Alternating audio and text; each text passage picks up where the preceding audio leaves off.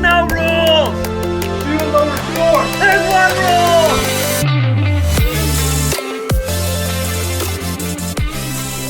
New location, huh? Yeah, I think this is going to be good. I think so too. I like the look of it. We are here. And I need to sell putters. There you go. So if you haven't picked up on context clues yet, Scott and Jack here from the No Mulligans podcast, and we are in the putting lab at Franklin Bridge.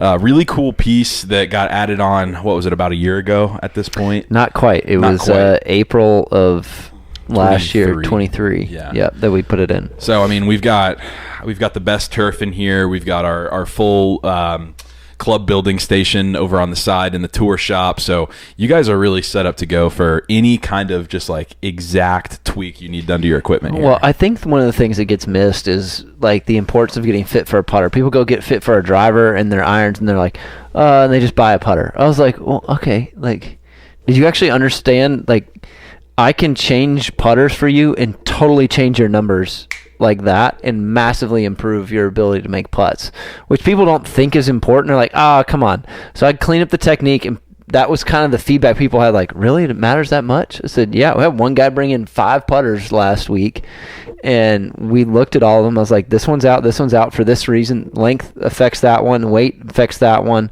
And then I put him in a new one, and it was worlds better. Like, you had perks from this one. Path was good on this one. Attack angle was good on that one. Face was good on that one, but none of them all matched up.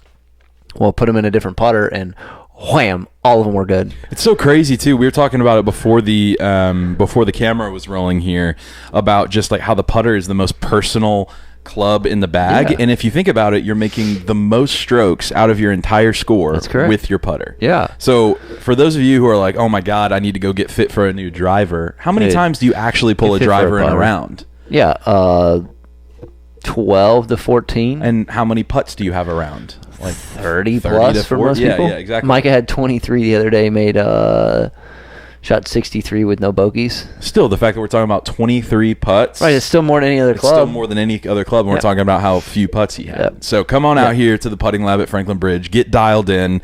We've got TrackMan for putting, which a lot of people don't know is actually available to us, but we can actually get so much data to the point that you will leave here with a putter that is built to your specific stroke. Yeah, and if you get one of last year's putters, you come anytime soon, get one of last year's putters, we'll get you 15% off. So as you've heard me say from year to year, most companies don't have a massive uptick in improvement, but every 3 to 5 product cycles. So this year to last year, not anything majorly different. I think the Callaway putters, which is the Odyssey line, is definitely going to see an uptick from their last year to this year, but pretty much everybody else is going to hold steady. So you've got the Spider putter, super popular. So we're only bringing in the things that each company does really well. So Scotties are Scotties. So people love Scotties. You can get Scotties. The Never Compromise line is really awesome this year with a custom fitting system that we can do that I think is awesome. So it combines teaching with fitting. That to me is like, oh, this is so great. And then Ping, we're going with their classic putters. Now they have this B-type putter that's coming back that Ping's bringing. It has this, like, it's shaped like a B on the back. It was super popular when it was out in the like early 2000s, late 90s. So that's coming back. Spider, Odyssey's Odyssey, and then Seymour. So, I mean, we have the best from each company here now. Last year we just had a mix of everything. So I got a question for you before we go into what we're talking about today. Would you rather... This is kind of going into our this or that a little bit. But would you rather go to Goodwill, get a putter out of their sporting goods section, have it custom fit to you, or get something straight off the rack and no fitting associated with it? Ooh. Well, I wouldn't go there. I'd come here. There you go. I would too. I'd come here so we can actually look at real data with the putter. Gosh. A custom fit putter trumps something off the rack every time, unless you just happen to get lucky. And people do. Like, you know, it happens. It's just not common. You know, it's maybe 1 in 10, probably less than that. So, well, yeah, I mean, I think it'd be better some piece of junk off of the wall that's custom fit for you than not. So I would tend to think so as well. And most people have putters that are too long. Well, come here and get a great putter and a fantastic fitting and go and sink some putts out here. So speaking of putting, Yeah, this rolls in perfectly I know. what we were talking about. I know, right? Like, Scottie's so bad at putting. It's like, well, I mean, kind of. So we've gotten into our topic. For those of you who are somehow not tuned in to this world right now, Scottie Sheffler has almost Tiger-like numbers from tee to green, but once he gets on the putting green, it seems to all fall apart from there. So there's so many people who are saying that he's just putting bad. Scott, would you like to raise a different point? Yeah, I do. Could he improve his putting? Yes. I'm not like gonna be polar opposite, but I don't think people are seeing what I'm. Well, I know they're not seeing what I'm seeing because the conversation would be different.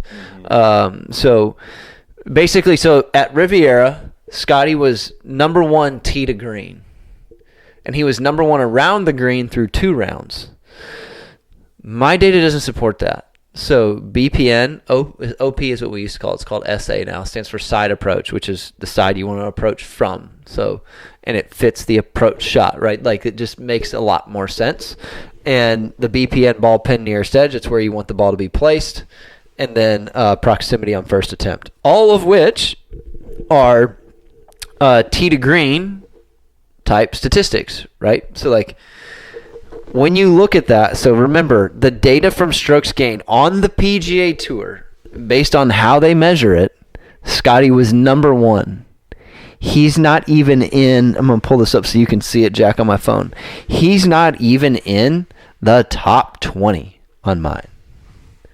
Not even close. And why should somebody who's listening to this for the first time be like, wow, Scott, like you talk a big game, but like, why should I believe you over what the tour tracks? Because it's data from the tour measured in a different way. He's looking at it through a different lens, right? So Scottie's probably trying to fix Scottie's putting. I'm like, it's not actually that bad. Scottie should have shot a much different number than he actually shot in that round, which is really important. Well, you pull up the data too. When I was watching, you hear so much from the color commentators on Scottie was worked so much on his putting. He's brought in the best of the best to help work on it. It's just something in his motion, but there's a reason why he's been number one in the world and was first on the money list last year. So what has changed from then to now? That seems to be the question. So some of it has to do, he's hitting a few less of the BPNs this year than he was last 2 years, based on what I haven't tracked every single tournament, right? Because I don't want to stay up till 4 a.m. every night. But when we look at data, I'm going to pull it up here. We'll look at it zoomed in a little bit, Jack. So Scottie finished the tournament at 8 under par. Good job, right? T10. Guys, everybody's like, oh, he should have won the golf tournament if his putting was better. He would be winning. It's like, well, he's not making up 9 shots from his putting, I can tell you that. Okay. So his 72-hole final score was 8 under par. Calculated based on Golf Decoded, should have shot 5.75 under par. So he's actually ahead of what he should have shot by 2.25 shots. So that makes me feel like his putting might actually be saving him some strokes. Yeah, it is. Like, you beat your number by either hitting it stupid close or short game. Like, that's really the only way to beat your projection. And what do we know about Scottie and what do we know about the Riv? I think he probably hit it way close on most of his shots. I think he probably made up that in his approach game. Right, so we'll look at it in parts here. So, Tate, you're going to have to do a little bit of work here, but is to actually show this chart and let it run for a minute.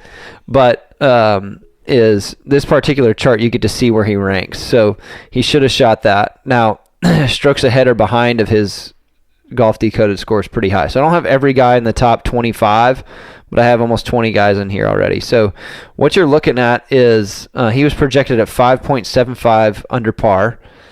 The highest was Schauffele at negative 10.15. So the only person behind him is Jason Day at negative 4.76. So what about Taylor? I don't have Taylor in this event. So these are your top 20 guys, 25, 23-ish guys. So you're looking at it and you're going, wow, like, dude's getting smoked by everybody.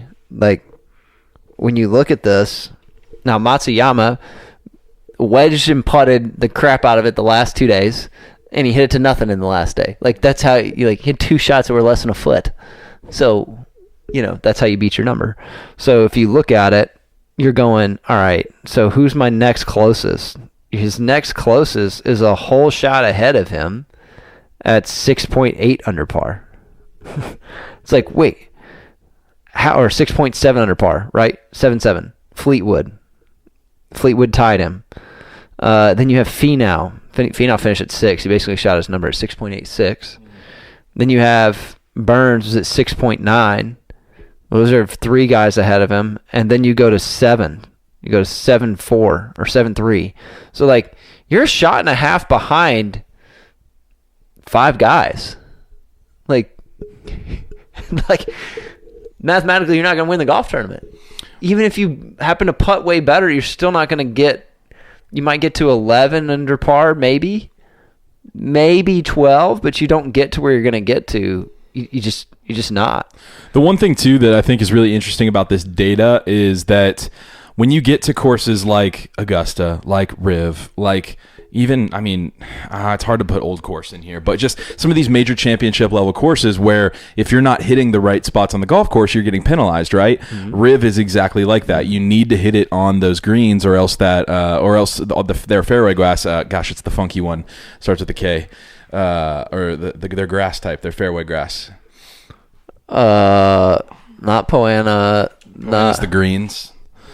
They have Poana greens, and it's a weird. You have bent grass, you have Bermuda grass, you have. It's a funky one. People in the comments, but anyway, they would just eat up the golf ball. So you'd see a lot of guys that take a lot of. They would take wedges where normally they'd take putters because they're afraid that their golf ball was going to get eaten up in that fairway grass. So, long story short, this data. To me, I haven't validated it in my own processing of it, but it seems like this is a type of course where it's useful to keep this data because you have to hit it. You can't get away with hitting it in bad places. No, you can't. And so here's an even crazier one. So I take their 2-round averages, and then project those to 4 rounds, if they were to maintain those averages.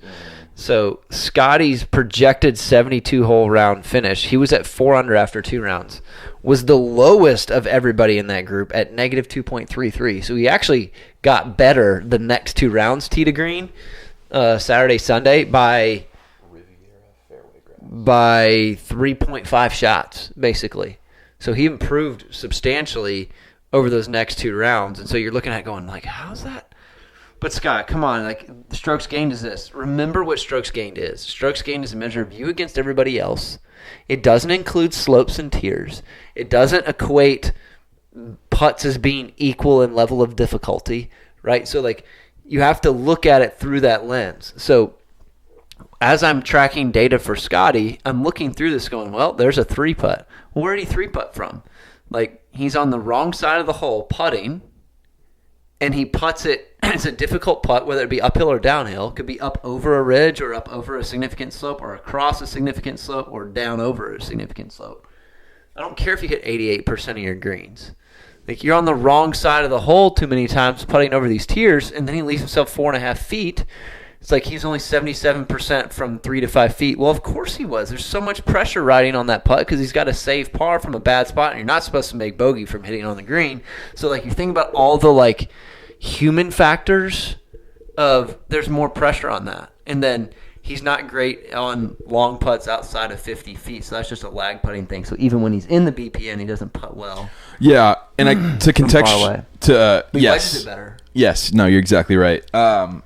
To kind of conceptualize that for people who play here at Franklin Bridge, it would be on hole 4, if you have a front pin location, it'd be hitting it on the back of the green where you have to go over that huge slope in order and downhill no less to get it to stop, where it's technically the PGA Tour is counting that as a green hit for Scottie. Correct. But and they're he's 35 feet, he should have 2-putted. Right. Well, that putt's not the same as the putt from 35 feet from the other side of the hole. But I'll guarantee you that those who are locals here at Franklin Bridge, you would rather hit it short of the green on 4 and then kind of putt it through the fringe in order to get it to the hole. Then that would depend. It would depend on how close the pin is to the edge of the tier. You're right. If the pin's close to the edge of the green, it may be fine putting over that. You're right. But that's the part that we're measuring, that we're mattering. Exactly. Is if the edge of the green is closer, then that's your nearest edge, so it would be okay to be over that ridge. But if you're too close to that ridge, yes, then the level of difficulty rises substantially, even just on a pin that moves 6 feet. Like, you move a pin 6 to 9 feet, and it completely changes the way the hole's played, how close you can hit it, the angle you should play in from. People are like, man, that just seems like a lot. But it's really simple. You can play some basic logic once you learn the 3 data points. Like, play some basic logic and you're set. So, like, it's looking at those things and going, well, how do we deal with that? With how good Scottie is at hitting the golf ball, can you imagine if he had this information and knew exactly where he needed to miss? The pressure would come off of his putting so fast. It just would. 100%. It's kind of wild though, because like at the PGA Tour level, these guys are literally getting so many chances to look at the golf course to where there's no excuse to hit it in the wrong location, right? My question to you, Scott, is that if you're listening to this podcast and you're trying to go out and play around with your buddies and you're trying to at least use a rough version of BPN, how would they go about doing that? So a rough version of that looks like this. So if you have a front left pin, let's go easy ones. If you have a front pin, you want to hit it past it. If you have a back pin, you want to hit short of it. If you have a right pin, you want to hit left of it. If you have a left pin, you want to hit right of it. Anywhere right of it. Like, doesn't matter. For a front pin, anywhere long of it. Well, what if I'm 30 yards long? Well, you're 30 yards long. That's fine. Like, you're past it. So the value of hitting it in there is nearly a third of a shot. So you also have to keep in mind, like, you want to keep it decently close.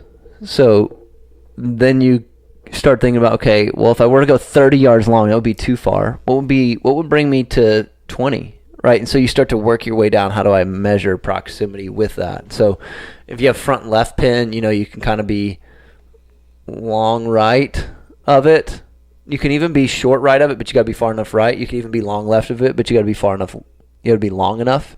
So, like, it's pretty basic all in all. Like, if you've never used it, or you don't know the golf course, you don't have a pin location sheet, you don't have all that stuff, like, it's actually pretty straightforward as you look at it, and you're going to be right probably at least 14 out of 18 times. And what you just said is perfect and exactly what I wanted people who are listening to this to understand, because it doesn't have to be hard. It's one of those things that's easy to learn, hard to master. Right. But if you can just know what side of the green to hit it to based on where the flag is, and it's okay if you miss the green because it's an easy chip. Yes, but I think one thing that I want to like reiterate is there's been this stereotype in golf where it's like you always want to be below the hole. It's like, no, you not don't. necessarily, No, right? you don't. But we want to be on the right side of the hole, depending Correct. on where that is, right? So Correct. it's just kind of changing that stereotype from actually going off of a phrase, if you will, to actually understanding golf course strategy and management. Right. So sometimes being in the BPN has a downhill putt.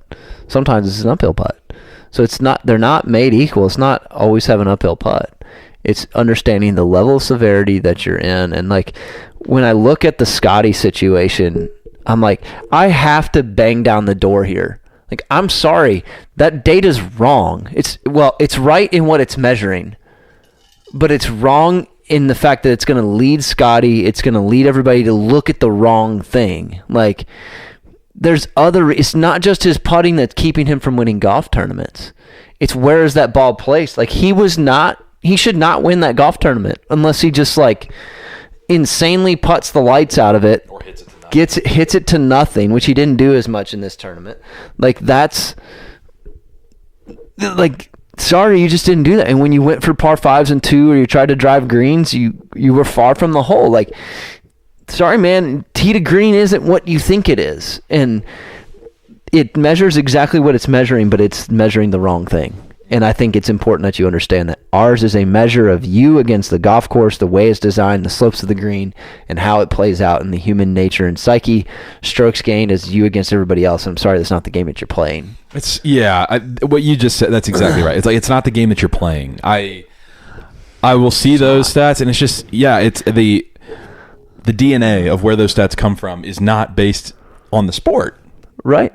It's not you versus me. It's the golf course is playing defense against you, who's playing offense. And like, what is the anatomy of a right shot? Somebody had told me, like, there's another professional that said, angles don't matter so long as you're playing from the fairway. I was like, well, angles do matter angles don't matter if you're taking it into the normal context of the pin's on the right, you play to the left. But if you're taking it in context to slopes as they're built onto the green and how the ball will move when it gets in close to those slopes and how and your orientation to those slopes. That's correct. Yeah. Like whether you're coming into it or whether you've already hit it up to the green, like your orientation relative to those and where your ball is going to be placed, that matters. So if you take it from the normal sense, you're correct. Angles don't matter. So I've got a fun story to tell you here. It's not a golf course story, but this is interesting. I recently hooked back up my old Xbox and fired up PGA Tour 2K21. Okay, this is funny. It was fantastic, and I was like, you know what? Like I'm playing my little career mode where I have my golfer, and my golfer doesn't have the best stats, which means that I can't just go out there and play like Scottie, right? Right. So I'm like, you know what? Let's see if we can use Scott's like BPN. No, you didn't. I did, I swear. And it was actually so much fun because as a character in that game, I have way more control over the golf ball than I would normally have in my round. So you could hit it closer and hit it on the correct side, not just hit it on the correct side. Correct. But the reason why I bring this funny anecdote up is because I realized while I was playing that game, the BPN just kind of clicked for me. It's not necessarily about where it is next to the slope on the green, but your orientation to those slopes on your approach shot that matter. Right. And that, I think, is where a lot of people are not going to see the benefits of BPN and OP because either one, they don't have the skill to get it there every single time, or two, they haven't seen the game in that way to understand it. Yeah, it's mostly number two. Yeah. Most people have enough skill to hit it somewhere over there. In the general area. Right, because it's such a broad placement of the golf ball for the most part. And so it's learning how to like utilize that to your advantage and find your way around it. And it's a game changer. I pulled data this last week from Hayden Buckley and Scott Stallings from the Waste Management. One of them made the cut, one of them didn't. And looking at them like, well, Hayden Buckley's his big problem is when he misses the BPN, his score goes way up. So when he misses the BPN, his scoring in from there over the 4 round or over the he was 4 rounds. Scott Stallings was 2. He was, I think, 3 over par or 2 over par. 2 over par for those 4 rounds. On the ones that he hit the BPN, he was 8 under. Like, talk about or 10 under, because he finished 8 under in the tournament. Yeah, so you're talking 2 over versus 10 under. That's a 12-shot difference. And that's with more holes on the hit BPN side, where you have more opportunities to make birdies and bogeys. Like, the one that's hit less, like, you hit fewer. I mean, the ones you missed the BPN were less than the ones you hit the BPN, right? So you're like, well, you're 2 over on those. If you keep having more of those, you'd be even more over par, right? Like, wow, so hitting the BPN really does matter. Yes, it does. This is a classic example of the 80-20 rule. 20% of the inputs are responsible for 80% of the outputs. Right. Where it's like Scottie does not have to reinvent his putting stroke. He just needs to hit it in the right place, and then the 80% will take care of itself. Right. And, like, sure, he leaves himself, or he hits his long putt sometimes. Like when he misses a long putt from the BPN, he'll leave it 4 feet on the wrong side. Like he'll miss the BPN on the putt. Not every time, but a lot of times that first putt where he misses the 3.5 footer is now from the wrong side. And for a lot of you people, which is a harder putt. Correct. For a lot of people too who are who watch tournament golf or watch the PGA Tour or watch any kind of golf, if you see somebody, and correct me if I'm wrong here, if you see somebody hitting some sort of crazy slider or something that moves drastically in the putt, more than likely they have missed their BPN. There's a good chance they've missed the BPN. There's less slope. Now, sometimes there's still going to be a lot of slope depending on how far away the other slopes are from the hole. But if you see a lot of break, there's a good chance that's the case. Or you see a putt they run way by, there's a decent chance that happens to be a downhill putt or an uphill putt. They're trying to get close from a long distance and they just blow it by the hole. Now they missed the BPN. I was like, dude, like, no, that's not where you hit it. Stop it. You guys are good enough not to hit it there. Like, and it's just not surprising when you're going through them going, where's the bogey? Where's the bogey? Where's the bogey? Oh, there it is. No surprise. The classic example, I forget which tournament was Victor Hovland last year when you were like, this dude's data is literally saying that he's going to collapse any second now. And then he made that legendary quad. Made that legendary quad. Right. And so, like, the PGA Tour coach I'm spending time with, he's like, yeah, but, like, how often would he do that, right? Like he's the eternal pessimist, right? Which is fine, which I need somebody to hold the data in check. I was like, yeah, but he hit on the wrong side and he hit it far from the hole. And then it turned into this game of boom, boom, boom, boom, boom. You don't know when it's going to get you. I can just tell you on the average, if you keep missing it, I don't know if it's going to turn into a string of 4 bogeys, or I don't know if it's going to turn into 2 doubles, a triple and a bogey. Like, it also doesn't mean that they will fire a 6-7 under on day 1 and then collapse on day 2, day 3. Like, right. Sometimes just coming back to the averages, you just don't make as many putts. And sometimes, like you said, on days where you could shoot 1,000,000 under, but you're not hitting any data points, it could just be that he's hitting it to nothing every single time. He's just having an out of this world ball striking day. Right. And that happens. They're that good. Totally. They have days they hit it stupid close. You saw Matsuyama's frustrating, like, he does that on one of the shots, hits it to 6 inches, and then they're like, what is he upset about? He wasn't trying to hit it there, but it actually happened to work out really good. So, question for you then, on the topic of Tiger Woods and Scottie getting compared together. What's the difference between Tiger and Scottie if they're comparing Scottie to 2000's Tiger in his tee to green per se? So, I don't know, right? Because you don't have the data for it. I don't have but the what data would you to guess? prove. My suspicion, based on hearing Tiger talk about the game being played differently when Koepka's playing majors, like hearing some of the Golf Digest videos that they put out for a while that Tiger talks about strategy, he's like, there are guys out here playing checkers, there are guys out here playing chess, and there are guys, very, very few, playing elite chess. And he's playing elite chess. And like, Tiger would miss fairways, but they'd be in the correct location. He'd play from the correct angle. Like, I think Tiger was playing some angles. I think when he missed greens, he was missing them in better spots. Obviously, there are times when he pulled off certain shots, like the famous behind 16 at Augusta, right? That's a missed BPN, and it's far from the hole. That's just finding a way to will it into the hole. And that's just like, that's how good he was. Like, his short game was phenomenal, and I think his edges, if you probably compare where he was relative to slopes, there's a good chance that he's in better locations than Scottie was. I wish we could, and I'm sure everybody on earth who plays golf wishes this, but I wish we had him for 15 minutes to talk about it, because I remember he was giving Golf Digest did a video on him, and he was giving Dwayne Wade a lesson.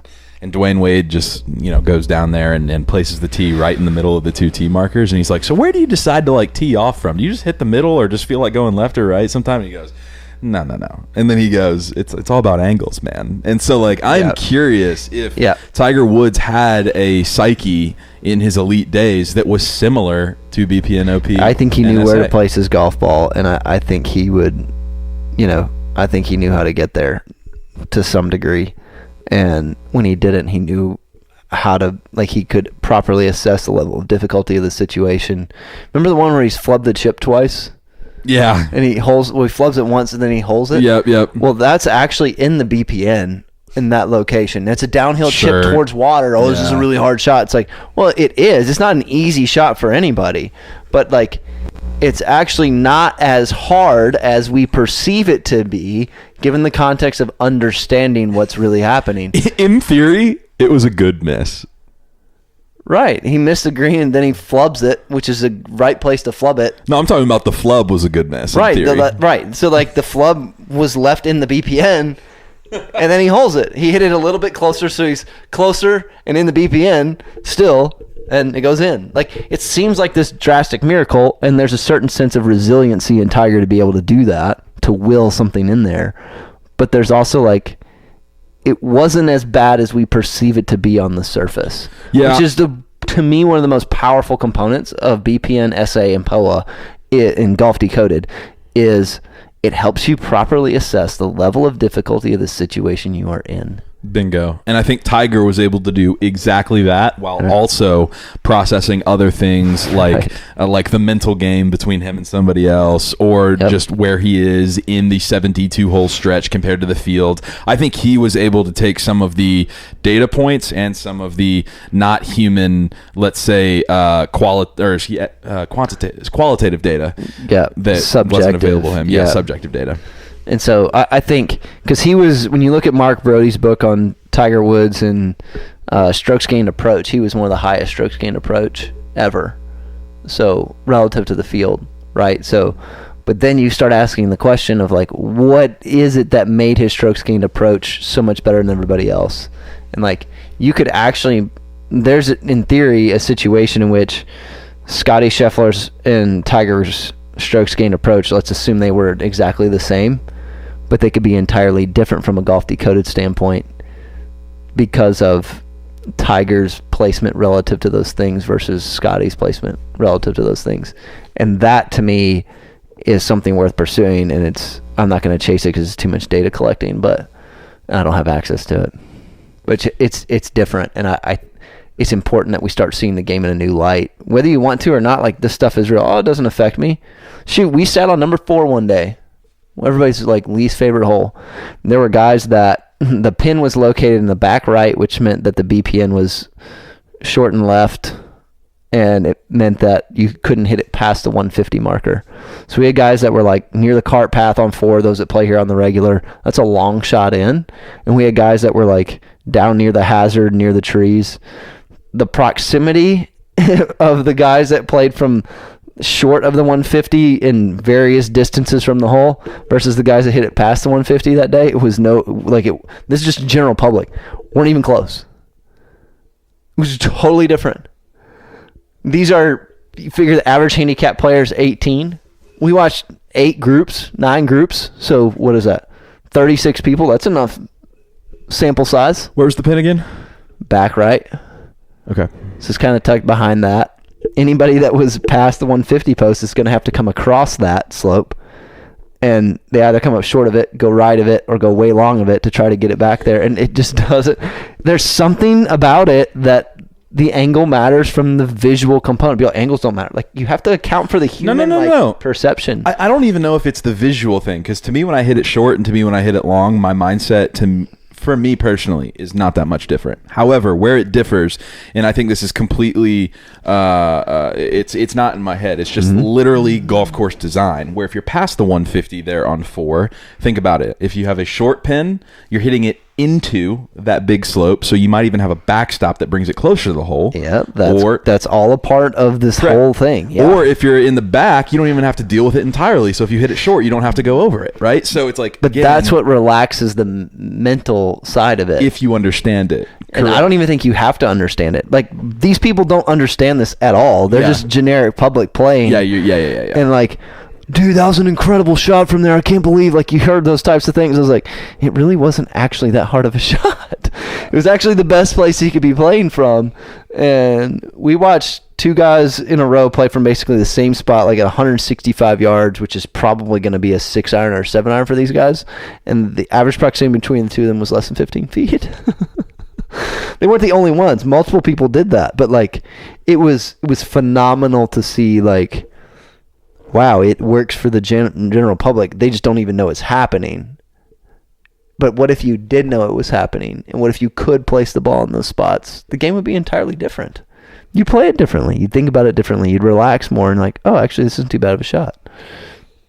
It's wild, dude. Like, it flies in the face of everything that's out there right now. If you're a golf nut and a golf nerd, some of these places that the tour goes to will have topography of the maps that you can find. So if you're a golf nut and a golf nerd, you can go get Golf Decoded on Amazon. Yep. Understand. We're going to rewrite it to change OP to SA and a few other things. So you got BP, SA, and POA as well, and you can actually go in and check if some of these guys are hitting it in the right spots. Right.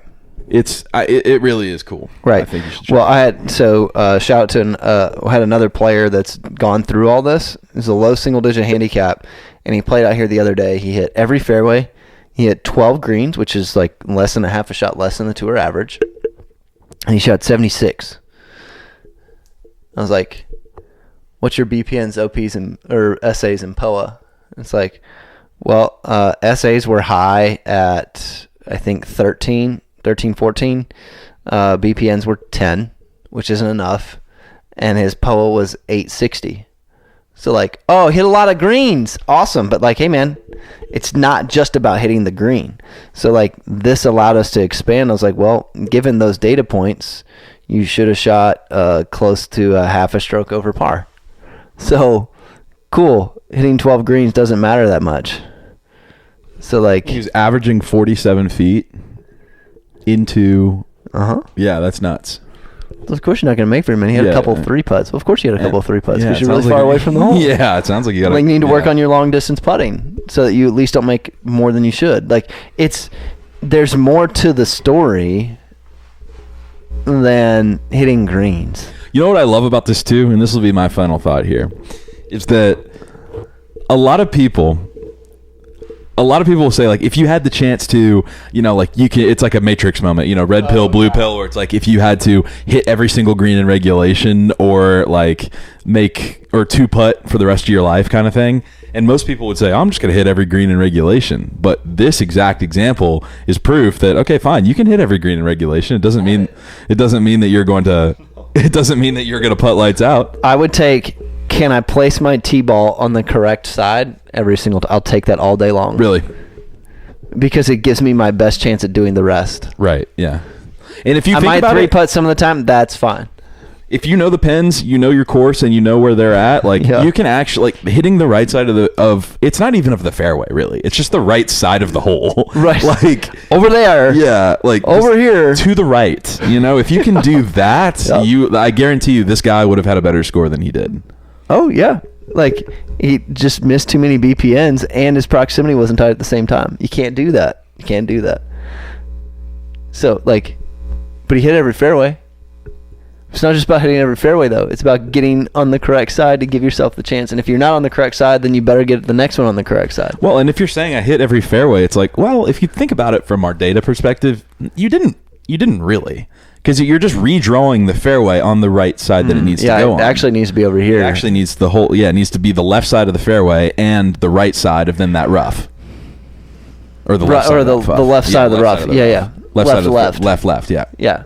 No, it's different, man. And people are like, but I need to hit it from the fairway. I was like, no, you don't. How about you learn how to hit it from the rough? There's no rough on the driving range. So you don't get to practice it. But learning how to hit it from the rough, you take spin off. You can chase it back to flags. Like you can hit it, chunk it, and it still roll all the way up there. Like you chunk one out of the fairway, it's going nowhere. You chunk one out of the rough, it's still going to tumble forward. Like there's value to missing it. In the right spot. Sometimes in the rough. Because sometimes too, like let's say you got a pin in the back, like if you chunk something or if you just hit it short of the hole, it's gonna roll closer. So you got to play the geometry of the course to your advantage. And it's really simple. I know we're making it sound kind of complicated, but it's like hit it anywhere over there off the tee. And if you can't get out in the fairway, you can't get it to the green, just punch it out into that same side on a good angle. Hit it anywhere on this side of the line when you approach the green, and keep your proximity within reason. And if your proximity is not great, but you're in the BPN, it's really not that hard of a chip if you miss the green. It's really pretty straightforward. And you should be able to make no worse than bogey. At least you're not making doubles, especially for our average listener, right?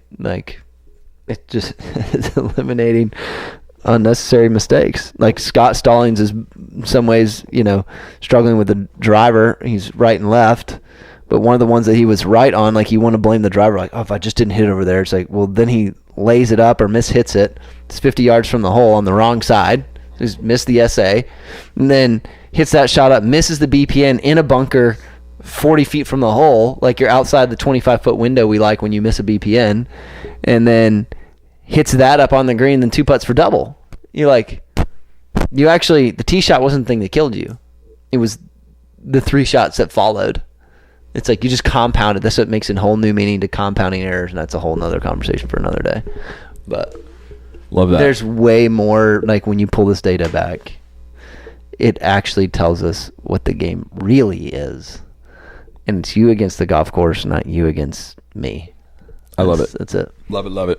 Well, thanks, guys, for listening to the first episode here in the Putting Lab here at Franklin Bridge. We really appreciate you guys taking a look. If you guys want to learn a little bit more about what we talked about, Scott's book, Golf Decoded, is going to be in the show notes, and as well as it's on Amazon as well. So if you guys want to go read a little bit more in depth about what these stats mean, and if you want to start implementing them into your own game, that's a great place to get started. There's video explanations as well that you're going to be able to see throughout the book. So rest assured you will not be left alone or confused at the end of this book. You're going to be shooting lower scores. That's for sure. So thanks y'all so much for listening, watching, viewing, subscribing, and we really appreciate you guys. Remember, Play with the Pod is happening. We're changing the date just simply because it's Easter weekend that weekend, and we didn't even realize it. So we're going to be changing the date. Stay tuned for that. It'll be mentioned. You actually would have already heard it before this podcast starts. So we'd love to see you there. And thanks so much for listening, watching, viewing, subscribing. We'll see you on the next one. Peace.